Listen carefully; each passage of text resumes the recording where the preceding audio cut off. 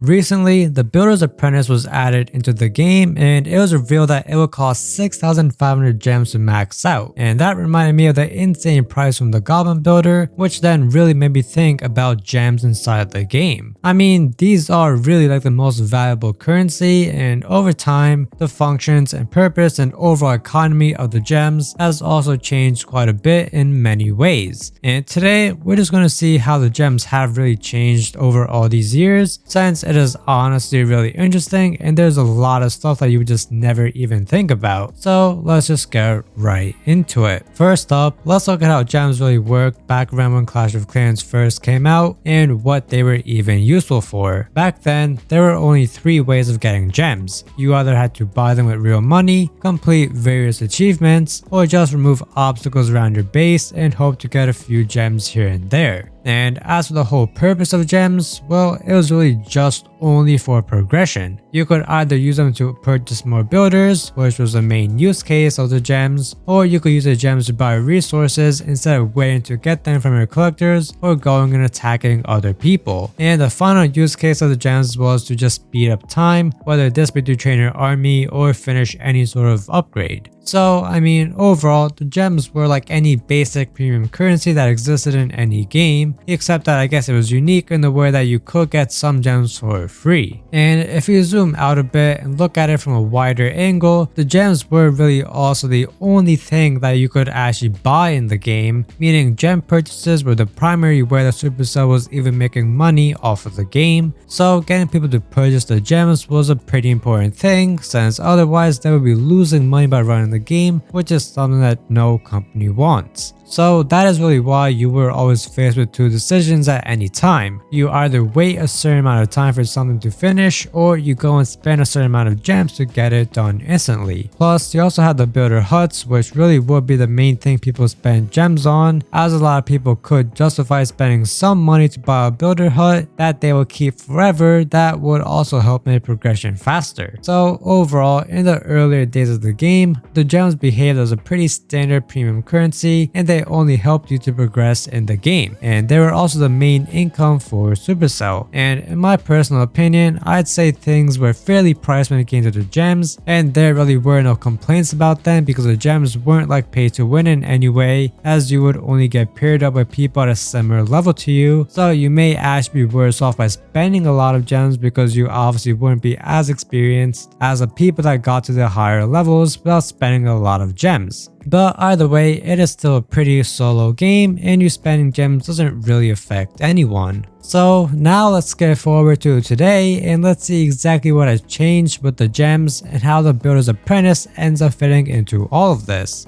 So you still have the 3 main ways of getting gems, but now you can also get them through selling magic items, through the gem mine in the builder base, and through the rewards from the clan games. Plus, there are always a bunch of special offers in the shop that offer gems, magic items, and various other things. And then you also have the Supercell store online, which also has gems along with exclusive rewards and does give you special points that you can put towards getting bonuses, which are just extra rewards. So compared to back then, now there are a ton more ways to actually get the gems in the game, with there being a lot more free methods. And this does also mean that now there is way more you can actually spend the gems on. There's a whole shop just for spending gems now, and it offers various things like ores, hero equipment, and magic items. And really, out of all these things, it's mainly the books that people spend their gems on, as those have the highest value out of all the magic items. And Supercell themselves have even said that the Book of Heroes is a major contributor to their sales. But you also do have the equipment, which is really expensive, but it is also something you could get for free through the events. And other things you can now spend gems on include the Goblin Builder as well as the new Builder's Apprentice, and we'll talk more about them in just a second. But another major thing that you can spend gems on is skins, which didn't exist before.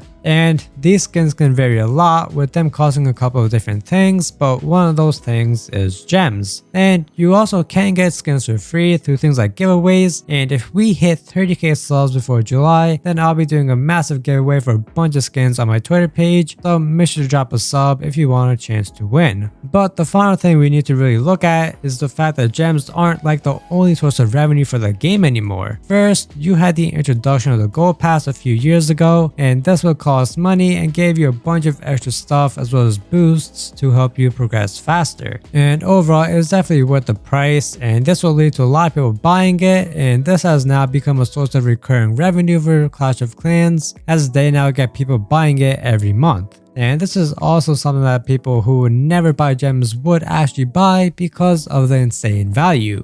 And there has also just been a rise in the number of special offers and deals that pop up in a shop that offer more things than just the gems. And this is due to things like skins and magic items being in the game. Plus, there are certain skins that you can only purchase with money, with an example being the recent Holland skin. And kind of similar to the Gold Pass, you also have the event passes, which are something fairly new as they were introduced in the last few months. And these are basically like the Gold Pass but just for a specific event, and these also do have good value for the most part and definitely contribute a lot to the revenue of the game. So overall, we can see that there are now more ways to get gems, more things to spend those gems on, and Supercell relies way less on these gems than they used to. Yet, if you look at the Goblin Builder and the Builder's Apprentice, then those hint towards something else, and let's just start off with the Goblin Builder. Now, this guy has the most punchable face in the world, and a good reason for this is really the insane prices. The Goblin Builder was something introduced as basically a 7th builder, but to make him balanced, it will cost you gems in order to actually just use him. And remember, the build would still take the normal amount of resources and time to complete. All you were paying for was basically like a fee to just use him as a builder. He operates at a rate of 40 gems per day, which is how the prices get calculated, and that means for a 5-day upgrade it will cost 200 gems. And honestly, this doesn't even sound like horrible, but you really do have to consider what exactly you're missing out on. For 500 gems, you could buy Book of Heroes, and that would allow you to completely skip the upgrade time, and it would be a better value than the Goblin Builder, which would still take the same amount of time to complete an upgrade. Plus, in most cases, you would probably have a builder getting freed up in a day or two, and it would just be cheaper and more profitable to wait for that builder to finish and just save up your gems rather than spending them on the Goblin Builder.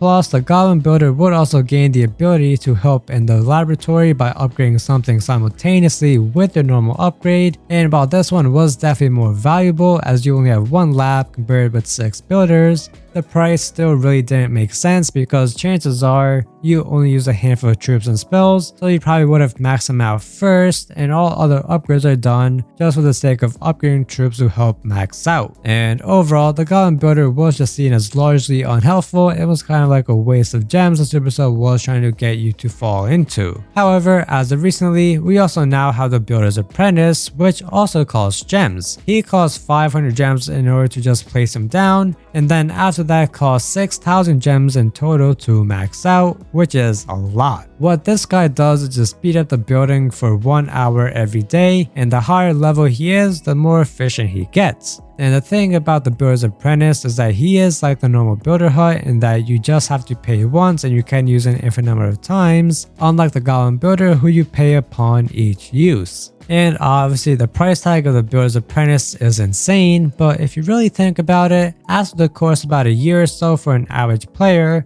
you will finally start profiting off of the investment, which just isn't something that happens with the Goblin Builder. Obviously, we still have to wait and see just how the Builder's Apprentice evolves over time since he is brand new and we don't know what types of changes he will be getting in the future, but overall, I think it is definitely a long-term play because even though it takes a lot up front, it'll end up being worth it later down the line. So overall, we have really seen how the gems have changed over time and how they went from a relatively simple thing with one purpose all the way to something that has many different purposes. And the Builder's Apprentice just shows how the gems do still hold some sort of importance in the game, as I'm sure that he will become a key part of the game soon, and everyone will be rushing to save up or buy gems to unlock and upgrade him. But that's also it for this video. If you guys enjoyed, make sure to drop a sub, and I'll see you all in the next one.